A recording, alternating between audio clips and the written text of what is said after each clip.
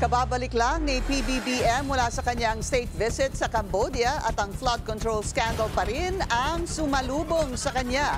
Pero tila presumed innocent until proven guilty ang posisyon ng Pangulo sa mga nakaladkad na politiko. Narito ang agenda report ni Ivy Reyes.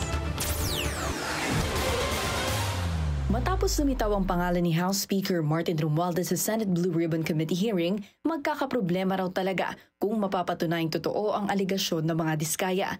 Pero tila depensa sa kanyang pinsan ang reaksyon ng Pangulo. Alam mo, kaming lahat suffer from that, sasabihin, utos ni Presidente, utos ni Secretary, utos ni ganito. Tapos, hindi naman totoo. Kaya, we'll have to look. Kadalasang biktima raw ang mga opisyal ng impresyon na kasabwat sila sa mga pumuputok na anomalya. Alam naman ninyo yan, that name drop lahat, pagpapakuha ng picture. Tapos sasabihin, tignan mo, malapit kami. Sa isang araw, 1,000 yung nagpapapicture sa akin. So lahat yung 1,000 na yun, malapit sa akin.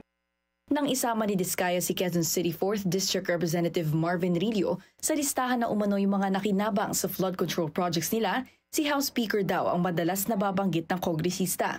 Ilang oras lang matapos madawit ang kanyang pangalan, mariing itinanggi ni Romualdez ang aligasyon. People have to be more careful at wag silang masyadong gullible.